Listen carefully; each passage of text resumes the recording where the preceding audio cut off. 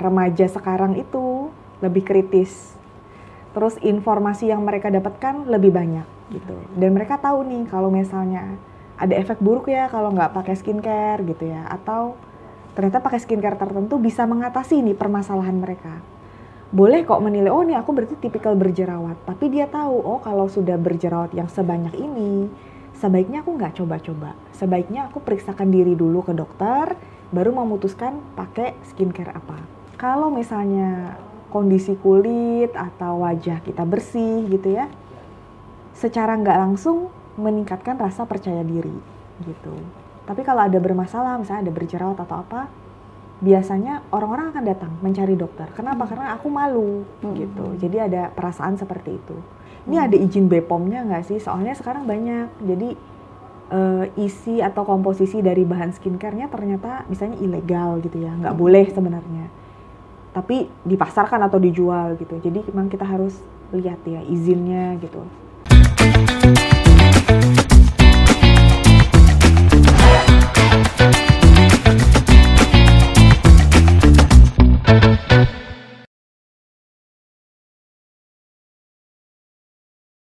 Halo Tribuners, kembali lagi di podcast Cakap Sana, Cakap Sini. Dan saya Nurika Anissa, kali ini ditemani dengan tamu spesial dari Skinda Korean Aesthetic Clinic, sekaligus dokter spesialis dermatologi, yaitu Dr.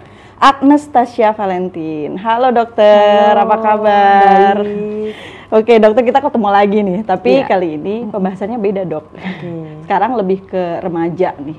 Jadi Tribuners, kita ingin membahas, saya dan Dr. Agnes ingin membahas tentang kesehatan kulit atau maupun mengenalkan skincare ya untuk anak-anak remaja. Seperti seberapa penting sih anak muda sekarang tuh biar lebih aware, biar lebih ngerti kondisi kulitnya sama kesehatan kulitnya dengan cara yang tepat memilih skincare, seperti itu ya dok ya. Iya.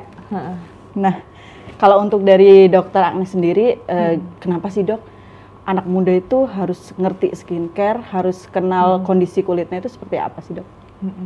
Jadi sebenarnya kalau untuk usia remaja itu justru kebanyakan saya dapatnya feedback dari pasien gitu. Jadi saya kan sering edukasi ya, cuman biasanya kebanyakan kan orang dewasa gitu ya, atau orang tua yang bawa anaknya misalnya ada keluhan atau kondisi kulit. Tapi kalau remaja, karena dia itu merasa bahwa ya terjadi banyak perubahan gitu ya, perubahan kondisi kulit gitu ya, pengaruh psikologis dan mental juga. Terus ada perubahan nih, dulu nggak berjerawat jadi berjerawat. Jadi mereka jadi lebih ada perhatian gitu ya terhadap kondisi kesehatan kulit. Nah kebanyakan saya udah seneng aja kalau misalnya mereka minimal sudah tahu sabun pembersih wajah, pelembab gitu ya, sama sunscreen. Minimal aja itu udah tahu, itu udah bagus gitu.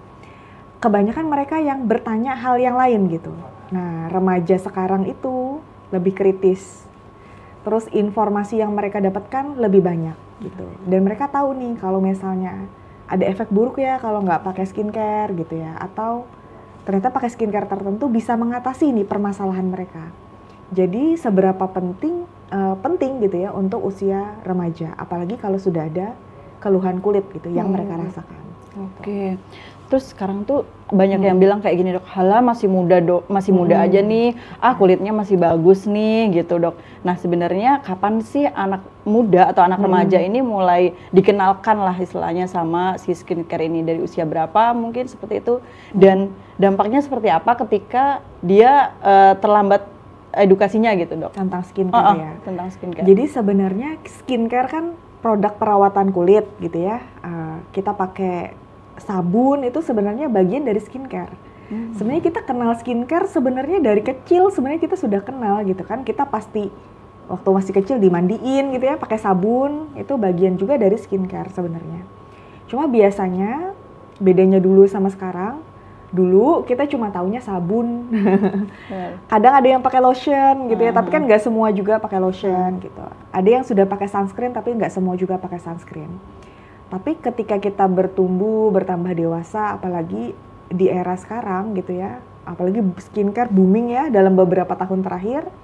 Terus kita juga bisa mengakses informasi mengenai skincare di mana aja. Jadi merasa penting nih ternyata terhadap kebutuhan terhadap skincare.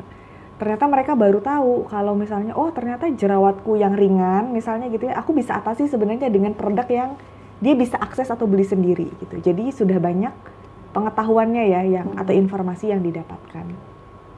Jadi sejak kapan sebenarnya semulai dari usia dini gitu ya. Mungkin kalau bayi gitu ya atau anak-anak mungkin dia masih terbatas nih di cleansing aja, di sabun aja gitu. Tapi kan tetap perlu membersihkan tubuh gitu ya, merawat itu tetap perlu. Nanti tambah dia naik lagi misalnya mulai SD gitu ya. Udah mulai nih, oh ternyata pakai lotion ya habis mandi gitu. Jadi tambahin sedikit-sedikit. Oh kalau berangkat sekolah misalnya, diolesi sunscreen gitu, suruh pakai sunscreen.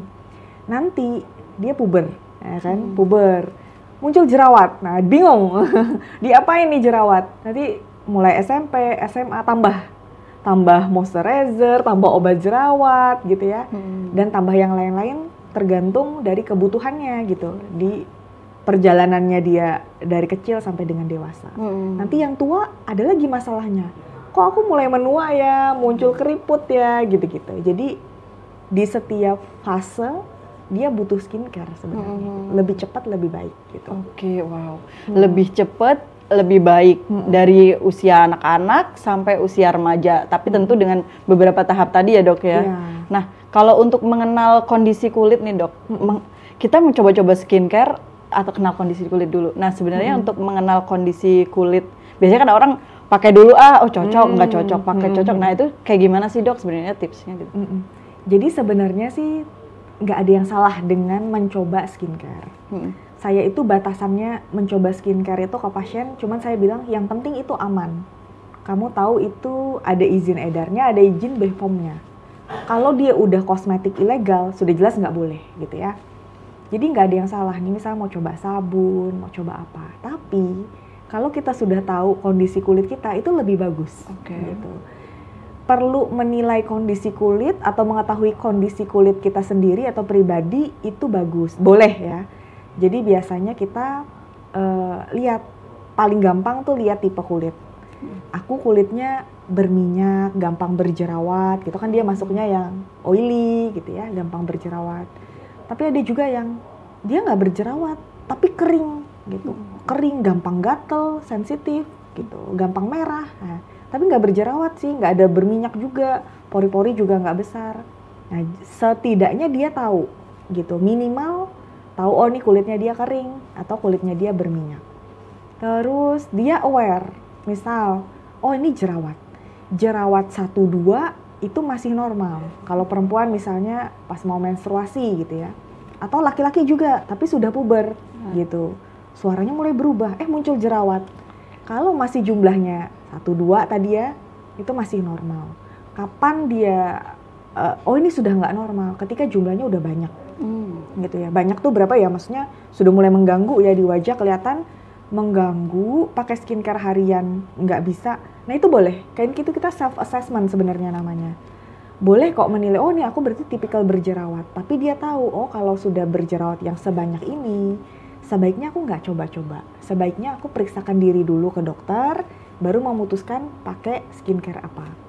Kalau yang dia ringan atau cenderung tidak ada keluhan, boleh sebenarnya dia sesuaikan aja skincare-nya dengan kondisi kulitnya tadi. Misal kulit kering, ada tuh sabun yang misalnya untuk kulit kering gitu, itu boleh digunakan. Oke, jadi kenal dulu dengan kondisi kulitnya, dengan tipe kulitnya, sama masalahnya ya dok ya. Baru kita boleh nih sambil ke perawatan kulit, sambil lalu juga konsultasi dengan dokter. Tapi kalau untuk yang basicnya nih dok, untuk basic skincare-nya, apakah juga tadi disebutkan produk A untuk berjerawat, produk untuk oily dan sebagainya. Secara untuk basic skincare-nya berarti juga akan mempengaruhi pemilihan produknya juga ya dok ya? Jadi biasanya sih kalau di pasaran ya secara umum, biasanya mereka bagi paling tidak ya, satu merek skincare itu pasti punya produk untuk kulit berminyak dan berjerawat, sama yang kulitnya kering atau sensitif. Minimal dia biasanya bagi 2. Tapi ada nggak yang banyak ya tipenya banyak, ada juga. Misalnya untuk yang kulit anti aging gitu ya, untuk yang kulit menua gitu ya, atau usia di atas 30 tahun, ada juga dia khususkan skincare-nya. Nah, tapi setidak-tidaknya di dalam kita memilih skincare itu minimal tuh 3. Satu, cleanser atau pembersih atau sabun kita bilangnya. Yang kedua, moisturizer gitu. Jadi setelah disabuni, dibersihkan, kita kembalikan lagi kelembapannya gitu. Jadi pakai moisturizer. Baru yang terakhir sunscreen, kalau selama ada sinar matahari ya. Kalau malam hari tidak perlu gunakan sunscreen. Jadi sunscreen gunanya untuk memproteksi dari sinar matahari. Jadi dibersihkan, dilembabkan tadi ya, dikembalikan alami kelembapan alami kulitnya, baru dia diproteksi. Nah, nanti tuh muncul cabangnya dari 3 ini. Nanti denger lagi ada namanya micellar water. Benar. Ada namanya serum, ada namanya essence gitu ya. Terus ada lagi macam-macam make up remover. Ada step 1, step 2. Nah, sebenarnya cuma pengembangan ya dari yang basic. Jangan kebalik, gunakan dulu yang basic, rutinkan dulu yang basic, tahu dulu kebutuhan kulit yang basic apa. Gitu. Jadi sabun ya gunakan yang kalau kita kering kulitnya jangan gunakan untuk yang berminyak dong, nanti tambah kering gitu. Nanti yang lain-lainnya tuh biasanya sesuai kebutuhan. Make up remover sama micellar water muncul karena tahu bahwa kebanyakan perempuan pakainya make up. Jadi sebelum dia pakai sabun, dibersihkan dulu make upnya baru disabun gitu. Jadi supaya lebih bersih make upnya. Tujuannya itu. Tapi kalau yang lain-lain biasanya nanti tergantung kondisi kulit gitu. Serum, sekarang kan banyak ya, oh aku berjerawat wajahnya, boleh gunakan serum yang untuk wajah berjerawat gitu. Atau apa rangkaian skincare yang lain, tapi yang 3 tadi tetap harus yang utama gitu. Jadi 3 utama dulu sebagai basic, nanti selebihnya untuk tambahan ya Dok, sesuai kondisi kulit. Sesuai kondisi kulit. Kayak toner, serum dan sebagainya itu juga ada rentang jeda waktunya juga kan Dok? Pemakaiannya ya? Iya ada. Jadi kalau misalnya, oh ada, tapi aku pakai toner loh Dok, nggak apa-apa. Yang penting yang 3 tadi jangan dihilangkan gitu. Jadi pakai toner tapi nggak pakai sunscreen, ya jangan gitu. Yang 3 tadi dulu, kalau misalnya kamu mau tambahin toner boleh, sesuai kondisi kulit ya gitu. Dan tahu sebenarnya fungsinya toner itu apa gitu. Tambahin serum boleh nggak Dok? Boleh, sesuai kondisi kulit. Misalnya dia tahu nggak ada masalah sih, cuman pengen lebih cerah, kan banyak ya sekarang. Jadi dia kasih serum. Tambahin serum untuk mencerahkan, boleh, nggak masalah gitu. Oke. Dok, kalau misalnya nih ada yang masih belum kayak nanti aja lah gitu, maksudnya nggak sampai yang harus perawatan ABC dan lain-lain. Itu untuk dampak secara kayak psikologisnya juga atau mungkin estetikanya juga itu seperti apa sih Dok? Jadi remaja itu kalau dia datang, biasanya kalau dia sudah ada keluhan kulit, biasanya kalau ditanya kenapa dia mau mengobati gitu ya, dia pasti ada rasa tidak percaya diri karena kondisi kulitnya gitu.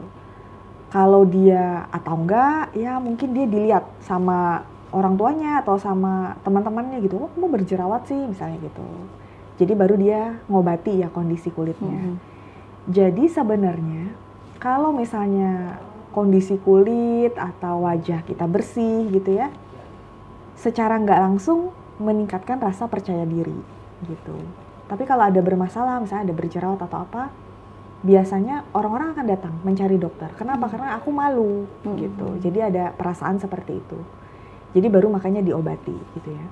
Tapi kalau misalnya aku nggak ada permasalahan kulit gitu ya, yang penting dia pakai yang basic aja, sebenarnya tidak terlalu ada pengaruh dampaknya ya terhadap psikologis karena dia tidak bermasalah gitu. Tapi kalau orang-orang yang ada permasalahan kulit memang sebaiknya diobati gitu supaya kondisi kulit jadi lebih baik. Nanti gini, kebanyakan tuh kalau remaja itu sebenarnya jerawat ya. Jerawat itu kalau parah atau berat dia akan meninggalkan scar atau jaringan parut. Jaringan parutnya nanti dia menyesalnya di kemudian hari usia sudah dewasa baru mengobati scar gitu. Padahal kalau mau aware dari waktu muda atau waktu remaja pasti tidak akan separah itu gitu. Atau kondisi scarnya tidak akan separah itu gitu. Jadi oh ternyata berhubungan ya dengan yang kita alami beberapa tahun yang lalu gitu. Jadi merawat kulit sewaktu remaja gitu ya, itu penting gitu. kalau kita nggak merawat kulit, nanti terutama yang bermasalah ya, yang tidak dirawat, nanti di kemudian hari kita bilangnya apa ya? Nanti kalau mau memperbaiki kulit, biaya yang akan kamu keluarkan itu lebih besar dibanding dari waktu muda sudah rutin gunakan skincare, sudah merawat gitu ya. Dibandingkan nanti begitu sudah dewasa, oh ternyata sudah banyak misalnya masalahnya gitu sih. Oke. Selain penting untuk mengetahui lebih dini tentang perawatan kulit, nah itu ada nggak sih dok, misal kesalahan-kesalahan ketika perawatan kulit gitu bagi anak remaja gitu, biar nanti dia nggak mengulanginya lagi nih. Remaja itu biasanya kalau yang sekarang tuh sukanya coba-coba. Nah, tapi balik lagi ya, sebenarnya kalau coba-coba aja itu ya wajar sebenarnya, nggak salah juga gitu ya. Kan dia mau coba nih ganti dari sabun yang ini ke ya sabun yang ini, asal nggak menimbulkan tadi permasalahan kulit dan disesuaikan dengan kondisi kulitnya, dan kamu tahu bahwa produk itu aman gitu ya. Yang penting aman dulu deh, aman dulu baru fungsinya apa. Nomor satu tuh aman, jadi safety-nya dulu. Lihat nih produk kita nih ada izin edarnya nggak sih, ini ada izin BPOM-nya nggak sih, soalnya sekarang banyak jadi isi atau komposisi dari bahan skincare-nya ternyata misalnya ilegal gitu ya, nggak boleh sebenarnya, tapi dipasarkan atau dijual gitu. Jadi memang kita harus lihat ya izinnya gitu. Nah kemudian remaja itu dia banyak informasi, kebanyakan informasi. Sekarang beda sama dulu. Kalau dulu orang itu salah karena dia nggak tahu, iya kan? Kalau dulu kita salah itu nggak ada yang ngasih tahu loh. Aku nggak tahu kalau harus seperti itu, pakai sunscreen lalala. Tapi kalau sekarang dia kebanyakan karena dia terlalu banyak informasi. Dia nggak tahu nih yang benar yang mana, yang salah yang mana gitu ya. Jadi dia bingung karena saking banyak informasi. Sebenarnya paling gampang kita cek pemberi informasi ini siapa gitu loh. Supaya kita percaya bahwa apa yang dibicarakan itu sesuatu yang benar gitu. Tentunya lebih harus kita percayai adalah orang-orang yang memang misalnya dokter gitu ya, yang memang dia punya background pendidikan gitu ya, atau dia punya sekolah gitu ya yang dia pelajari secara khusus memang di bidang itu gitu. Jadi dia ketika dia bicara dia sudah ada ilmunya gitu. Tapi emang nggak boleh dok mendengarkan yang lain-lain, influencer atau apa. Boleh gitu, cuman harus difilter gitu. Tidak semua itu benar gitu. Harus cross check. Intinya harus cross check, jangan ditelan mentah-mentah kalau informasi. Terus kalau remaja itu biasanya apa ya kesalahannya? Kalau misalnya penggunaan skincare tidak sesuai kondisi kulit aja. Itu juga masih sering. Kayak misalnya oh ya dia sudah tahu dia misalnya kulitnya kering, tapi dia nggak pakai sabun gitu ya, atau nggak pakai lotion gitu yang untuk kulit kering gitu.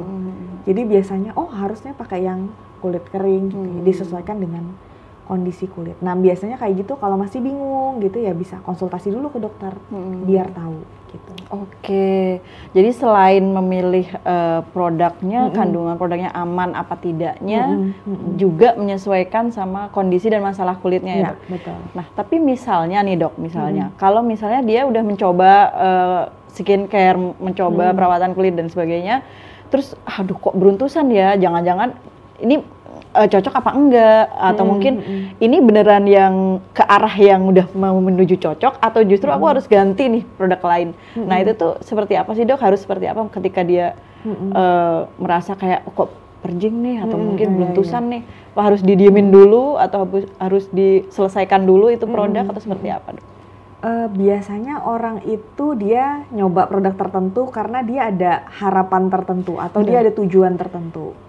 Misalnya orang yang berjerawat atau berkomedo, dia pakai produk ini, katanya produk A ini untuk kulit berjerawat. Jadi dia coba, tapi yang terjadi tidak sesuai dengan ekspektasinya dia misalnya. Terus kondisi kulitnya tambah buruk. Nah itu sebenarnya sudah tanda bahwa kamu harus stop dulu. Boleh stop produknya dulu, terus konsultasikan ke dokter. Atau pada saat yang bersamaan ya langsung konsultasikan ke dokter gitu, supaya diberitahu yang benar itu seperti apa. bisa jadi dia efek samping yang sementara ternyata gitu kan, kita nggak tahu, oh nih ternyata produk ini tuh memberikan efek samping sementara yang seperti ini gitu. Jadi oh ternyata aman diteruskan gitu. Cuman mungkin cara penggunaannya atau seberapa banyak menggunakannya harus diatur gitu. Tapi kalau misalnya produknya itu sudah kita pakai, dari wajah tidak beruntusan jadi beruntusan, nah itu sebaiknya memang jangan diteruskan gitu. Misalnya kita nggak ada permasalahan kulit itu tadinya awalnya gitu, tapi karena menggunakan skincare ini atau menggunakan make up paling banyak ya, produk make up tertentu, kemudian muncul nih kondisi kulit yang tadi aku awalnya nggak seperti ini, nah itu sebaiknya memang aware untuk kayaknya ada yang salah nih dengan skincare atau make up yang digunakan. Nah itu boleh langsung stop gitu. Sebenarnya kalau misalnya skincare yang bisa dibeli bebas, over the counter ya OTC gitu, saya produknya kalau diberhentikan langsung sebenarnya aman, seharusnya aman. Jadi nggak masalah diberhentikan aja gitu. Gunakan produk yang mungkin yang lain gitu. Yang kita bingung kapan harus berhenti atau harus stop, mungkin produk yang diresepkan oleh dokter gitu ya, atau mungkin yang disarankan oleh dokter, atau mungkin dia datang ke klinik terus dia pakai skincare tertentu. Nah itu sebenarnya gampangnya adalah kembali ke dokternya gitu. Karena kadang kalau misalnya berhenti sendiri, takutnya karena nggak tahu, muncul lagi kondisi kulit lain yang menimbulkan banyak masalah. Gitu. Wow. Tapi kalau produk yang dibeli bebas sebenarnya boleh sih berhenti aja, kalau ada keluhan ya berhenti aja gitu. Gitu. Wah itu tadi berarti ya tips dari dokter. Tapi kalau misalnya ini dok, selain pemilihan produk nih, sekarang kan anak muda juga lebih aware ke klinik kecantikan lah seperti itu ya dok, kayak facial dan lain-lain. Nah itu kalau di Skina sendiri mulai kapan sih anak muda udah boleh facial gitu, atau mungkin perawatan nih, mengenal klinik kecantikan nih seperti itu dok? Kalau usia startingnya sih biasanya remaja, gitu. Karena remaja itu baru mulai ada di permasalahan kulitnya. Biasanya anak-anak jarang. Anak-anak kalau ada permasalahan kulit tertentu ya biasanya datang ke dokter spesialis kulit, diobati sebentar sembuh. Tapi kalau untuk perawatan, yang ke arah perawatan tuh biasanya usia remaja. Biasanya mereka datang dengan jerawat atau keluhan kulit yang lain. Tapi ada nggak yang sampai usia berapa karena nggak ada masalah kulit ya, terus dia baru datang usia 30, baru dia menyadari ada apa flek atau apa. Ada juga gitu, yang di usia 20-30 tahun baru merasakan ada keluhan di kulit gitu, sehingga baru ke klinik. Jadi sebenarnya balik lagi ke kebutuhan kulit dan permasalahan kulit. Jadi orang itu usia berapapun ketika dia datang ke klinik biasanya dia pasti ada permasalahan nih yang dia mau selesaikan. Gitu. Jadi kalau misalnya dia remaja kebanyakan ya jerawat gitu. Diobati jerawatnya mulai usia berapa ya mulai usia berjerawat gitu. Karena beda-beda. Ada yang 12 tahun udah berjerawat. Ada yang SMP 14-15 tahun baru bermasalah, dulu nggak apa-apa dok gitu. Ada yang SMA gitu. Terus kalau yang usia 20-30 tahun biasanya ingin mencerahkan gitu kan ya. Pengen lebih glowing gitu. Ada, jadi wajahnya misalnya kusam gitu. Jadi pengen diobati. Terus tadi juga ada tanya tentang facial. Jadi kalau facial kan dia basicnya adalah membersihkan. Jadi membersihkan cuma lebih dalam. Kalau kita bersihkan di rumah kita pakai sabun. Kalau kita bersihkan facial gitu ya, itu kalau misalnya kita ada komedo yang bisa dikeluarkan, dia akan dikeluarkan. Jadi pembersihannya lebih dalam. Facial bisa mulai usia remaja juga sudah boleh gitu. Kalau memang ada keluhan atau kondisi kulitnya boleh. Gitu. Ketika misal pengen facial nih dok untuk anak remaja ya, itu harus kondisinya misal dia berjerawat, nah itu ada catatan nggak dok untuk anak muda ya ini? Kalau misalnya pertama pasti konsultasi dulu. Jadi biasanya facial itu ditentukan atau diresepkan oleh dokter karena dia ada tujuannya.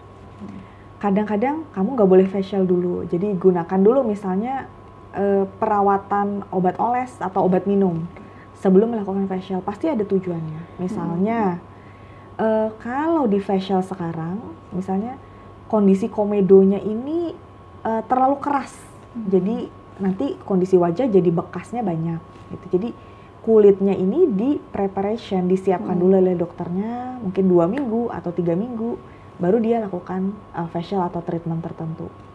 Tapi kalau misalnya nggak ada masalah ya, sambil datang gini aja, misalnya langsung datang langsung facial gitu, boleh, nggak masalah juga. Saya kan facial perawatan pembersihan kulit aja, dan ada mengangkat sel kulit mati juga. Nah, pengangkatan sel kulit mati butuh nggak butuh gitu. Kan kulit itu kan dia tumbuh ya, kulitnya tumbuh tambah tua gitu. Yang lapisan paling atas nih kulit yang paling tua gitu, yang seharusnya setiap 28 hari sekali, 4 minggu ya, dia lepas gitu, ganti jadi kulit yang baru. Nah, kalau kita facial gitu tadi ya, kita membantu mempercepat ya, tadi yang 28 hari itu supaya lepas. Oh, oke. Gitu. Jadi dibantu untuk dibersihkan tadi. Jadi selain rutin double cleansing dan sebagainya, juga facial juga membantu ya dok ya? Membantu. Itu juga banyak juga dilakukan anak muda dok di ini? Banyak, lumayan banyak. Karena kalau facial kan dia relatif aman ya. Tidak ada, misalnya tindakannya tidak beresiko. Seperti misalnya suntik obat tertentu di wajah gitu ya, tindakan-tindakan misalnya laser atau apa. Kalau facial relatif aman, sehingga yang usia muda pun yang datang banyak. Oke.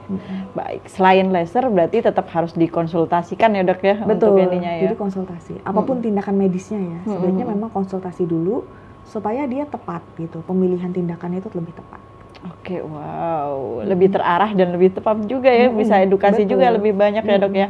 Oke dok, mungkin satu nih dok, untuk pesan untuk kepada anak muda atau kepada orang tua juga, gimana sih biar mereka antara anak muda dan orang tua ini bisa ngerti nih soal perawatan kulit untuk anaknya atau mungkin adiknya dan sebagainya dok, seperti apa nih dok? Ya, jadi kalau di rumah biasakan punya 3 kebiasaan tadi. Mau usia anak, mau usia dewasa, mau ibu, mau ayah, jadi membersihkan gitu ya, pakai sabun atau cleanser, sabun badan ya untuk sabun badan ya, sabun wajah untuk sabun wajah. Jadi dia di rumah aja udah terbiasa. Terus dia pakai pelembab, pakai moisturizer untuk wajah gitu ya, untuk badan bisa pakai lotion gitu. Terus pakai sunscreen. Jadi mulai dari situ dulu. Jadi nanti oh ya orang tuanya melakukan, anaknya juga melakukan gitu ya di dalam rumah.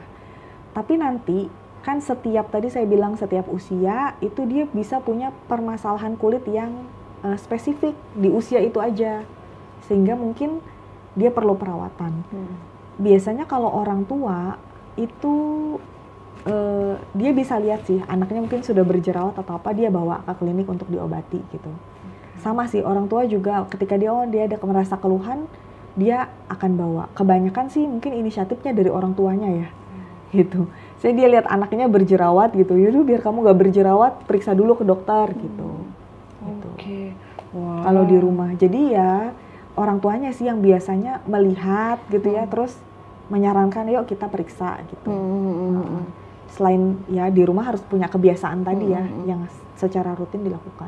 Oke. Gitu. Wow, Dokter Anastasia, terima kasih banyak loh. Ini udah dikasih tips. Jadi saya di sini di studio sama Tribuners juga bisa ngerti lebih banyak nih soal perawatan kulit. Apalagi anak remaja. Tadi dibilang sama dokter, kalau anak remaja itu banyak juga nih asupan dari luar ya dok ya, kayak misal pengetahuan informasinya kan kenceng ya sekarang.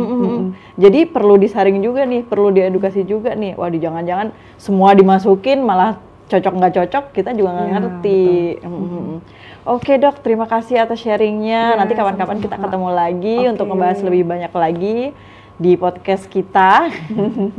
Oke Tribuners, kali ini setelah membahas soal perawatan kulit pada anak remaja, semoga ini bisa menjadi manfaat, edukasi juga buat kita semua. Nggak hanya remaja putri ya dok ya, remaja putra juga, pokoknya laki-laki mau perempuan sama aja. Sama aja harus lebih aware sama perawatan kulit, karena ternyata dampak dari tidak merawat kulit atau kurang merawat kulit itu banyak banget. Nggak hanya dari estetika tapi juga psikologis seperti yang tadi dokter Anastasia bilang ya. Oke, Tribuners, kali ini mungkin waktu kita cukup di sini. Kita ketemu lagi di podcast Cakap Sana, Cakap Sini dengan tema yang lain. Terima kasih dokter. Sama-sama.